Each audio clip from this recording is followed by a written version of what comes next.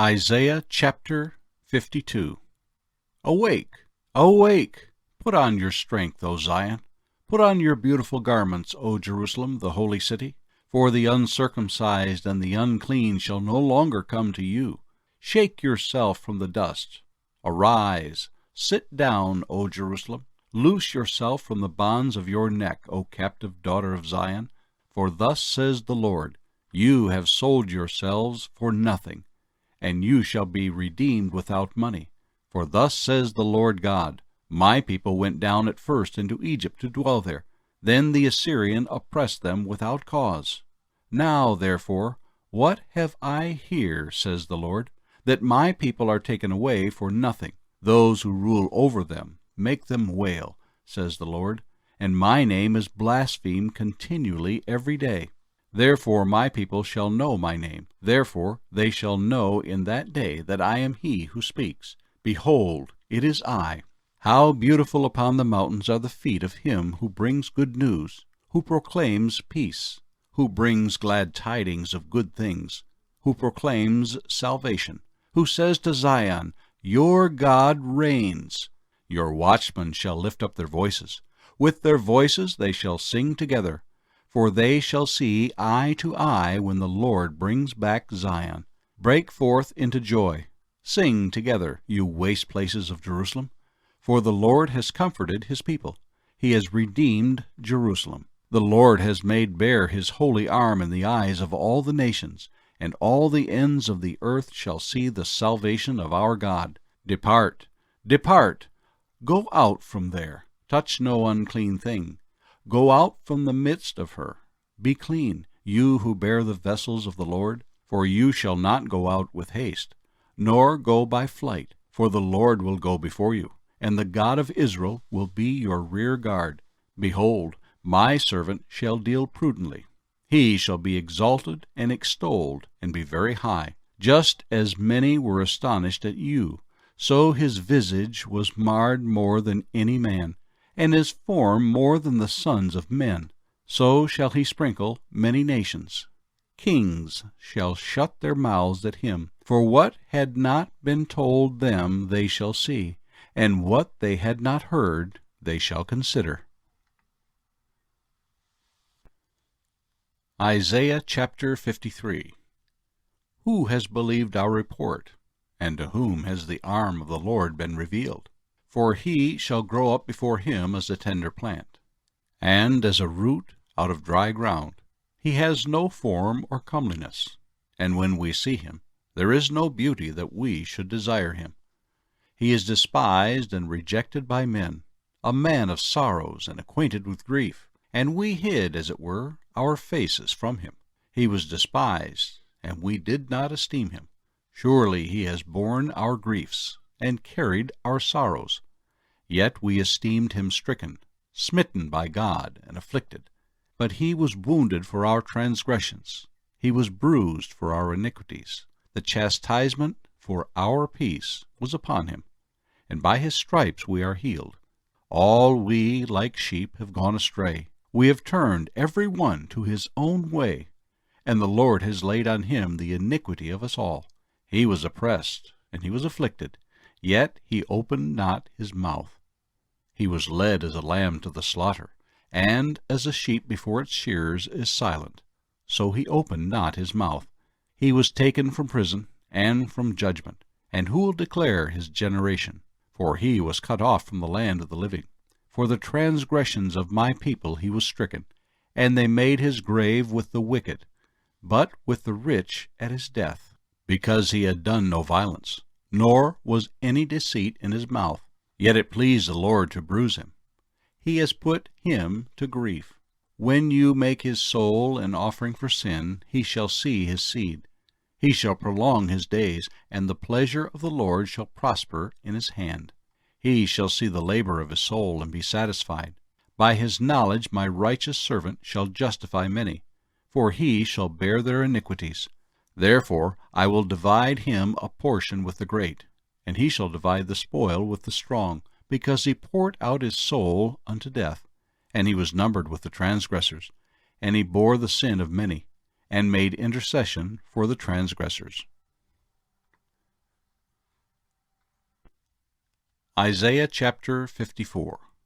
Sing, O barren, you who have not borne. Break forth into singing, and cry aloud, you who have not labored with child. For more are the children of the desolate than the children of the married woman, says the Lord. Enlarge the place of your tent, and let them stretch out the curtains of your dwellings. Do not spare. Lengthen your cords, and strengthen your stakes. For you shall expand to the right and to the left, and your descendants will inherit the nations, and make the desolate cities inhabited. Do not fear, for you will not be ashamed, neither be disgraced, for you will not be put to shame. For you will forget the shame of your youth, and will not remember the reproach of your widowhood any more. For your Maker is your husband, the Lord of hosts is his name, and your Redeemer is the Holy One of Israel. He is called the God of the whole earth. For the Lord has called you like a woman forsaken and grieved in spirit, like a youthful wife when you were refused, says your God. For a mere moment I have forsaken you, but with great mercies I will gather you. With a little wrath I hid my face from you for a moment, but with everlasting kindness I will have mercy on you, says the Lord, your Redeemer. For this is like the waters of Noah to me. For I have sworn that the waters of Noah would no longer cover the earth. So have I sworn that I would not be angry with you, nor rebuke you. For the mountains shall depart, and the hills be removed. But my kindness shall not depart from you, nor shall my covenant of peace be removed, says the Lord, who has mercy on you. O you afflicted one, tossed with tempest, and not comforted, behold, I will lay your stones with colorful gems, and lay your foundations with sapphires. I will make your pinnacles of rubies, your gates of crystal, and your walls of precious stones. All your children shall be taught by the Lord, and great shall be the peace of your children. In righteousness you shall be established. You shall be far from oppression, for you shall not fear, and from terror, for it shall not come near you. Indeed, they shall surely assemble, but not because of me. Whoever assembles against you shall fall for your sake. Behold, I have created the blacksmith who blows the coals in the fire, who brings forth an instrument for his work, and I have created the spoiler to destroy. No weapon formed against you shall prosper, and every tongue which rises against you in judgment you shall condemn. This is the heritage of the servants of the Lord, and their righteousness is from me, says the Lord. The Gospel of Matthew, chapter 26. Now it came to pass, when Jesus had finished all these sayings, that he said to his disciples, You know that after 2 days is the Passover, and the Son of Man will be delivered up to be crucified. Then the chief priests, the scribes, and the elders of the people assembled at the palace of the high priest, who was called Caiaphas, and plotted to take Jesus by trickery and kill him. But they said, Not during the feast, lest there be an uproar among the people. And when Jesus was in Bethany at the house of Simon the leper, a woman came to him, having an alabaster flask of very costly fragrant oil. And she poured it on his head, as he sat at the table. But when his disciples saw it, they were indignant, saying, Why this waste? For this fragrant oil might have been sold for much and given to the poor. But when Jesus was aware of it, he said to them, Why do you trouble the woman? For she has done good work for me. For you have the poor with you always, but me you do not have always. For in pouring this fragrant oil on my body, she did it for my burial. Assuredly, I say to you, wherever this gospel is preached in the whole world, what this woman has done will also be told as a memorial to her. Then one of the 12, called Judas Iscariot, went to the chief priests and said, What are you willing to give me if I deliver him to you? And they counted out to him 30 pieces of silver. So from that time he sought opportunity to betray him. Now on the first day of the feast of unleavened bread, the disciples came to Jesus, saying to him, Where do you want us to prepare for you to eat the Passover? And he said, Go into the city to a certain man, and say to him, The teacher says, My time is at hand. I will keep the Passover at your house with my disciples. So the disciples did as Jesus had directed them, and they prepared the Passover. When evening had come, he sat down with the 12. Now as they were eating, he said, "Assuredly, I say to you, one of you will betray me." And they were exceedingly sorrowful, and each of them began to say to him, "Lord, is it I?" He answered and said, "He who dipped his hand with me in the dish will betray me. The Son of Man indeed goes just as it is written of him. But woe to that man by whom the Son of Man is betrayed. It would have been good for that man if he had not been born." Then Judas, who was betraying him, answered and said, "Rabbi, is it I?" He said to him, "You have said it." And as they were eating, Jesus took bread, blessed and broke it, and gave it to the disciples and said, "Take, eat, this is my body." Then he took the cup, and gave thanks, and gave it to them, saying, "Drink from it, all of you. For this is my blood of the new covenant, which is shed for many for the remission of sins. But I say to you, I will not drink of this fruit of the vine from now on until that day when I drink it new with you in my Father's kingdom." And when they had sung a hymn, they went out to the Mount of Olives. Then Jesus said to them, "All of you will be made to stumble because of me this night. For it is written, I will strike the shepherd, and the sheep of the flock will be scattered.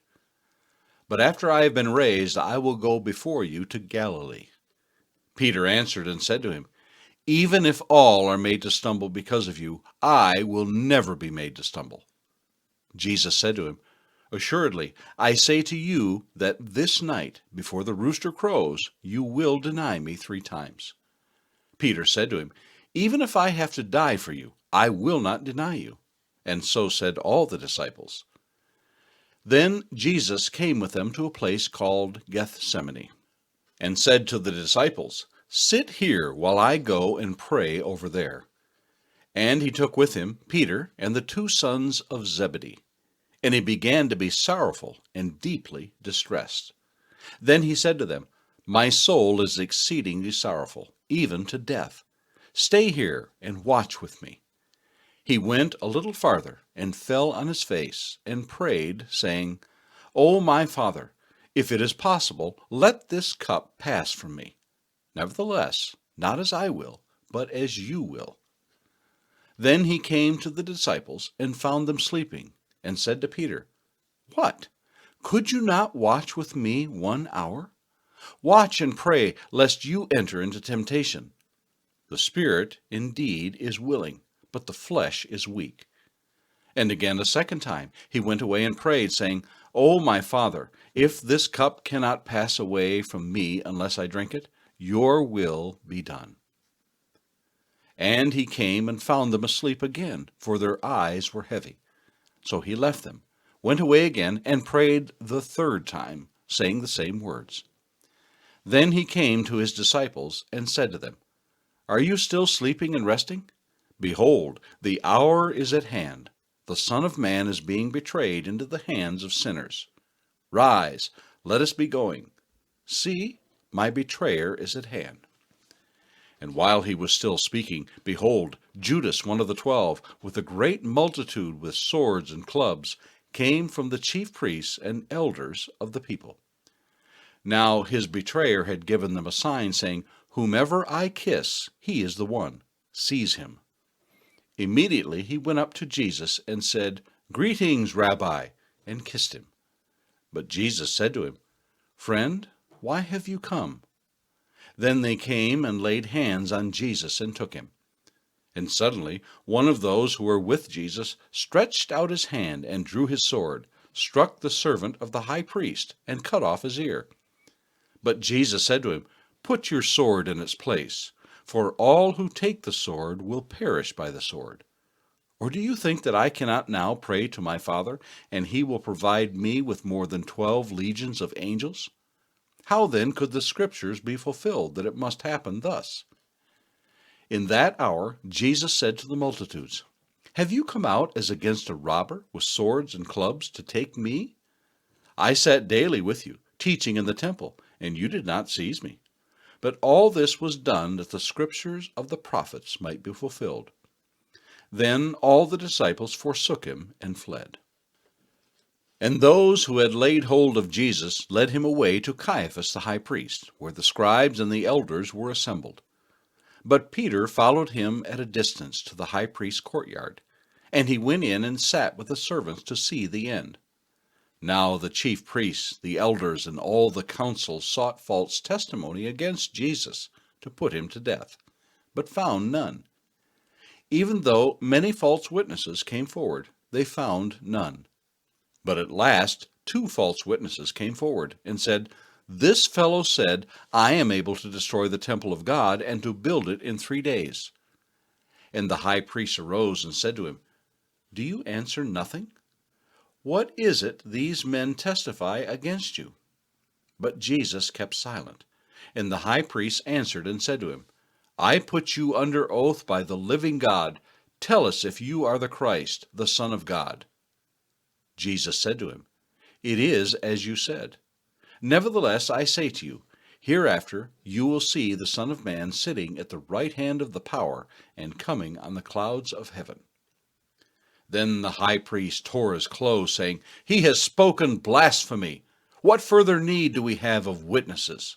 Look, now you have heard his blasphemy. What do you think?" They answered and said, "He is deserving of death." Then they spat in his face and beat him, and others struck him with the palms of their hands, saying, "Prophesy to us, Christ. Who is the one who struck you?" Now Peter sat outside in the courtyard, and a servant girl came to him, saying, "You also were with Jesus of Galilee." But he denied it before them all, saying, "I do not know what you're saying." And when he had gone out of the gateway, another girl saw him and said to those who were there, "This fellow also was with Jesus of Nazareth." But again he denied with an oath, "I do not know the man." And a little later those who stood by came up and said to Peter, "Surely you also are one of them, for your speech betrays you." Then he began to curse and swear, saying, "I do not know the man." Immediately a rooster crowed. And Peter remembered the word of Jesus, who had said to him, "Before the rooster crows, you will deny me 3 times." So he went out and wept bitterly.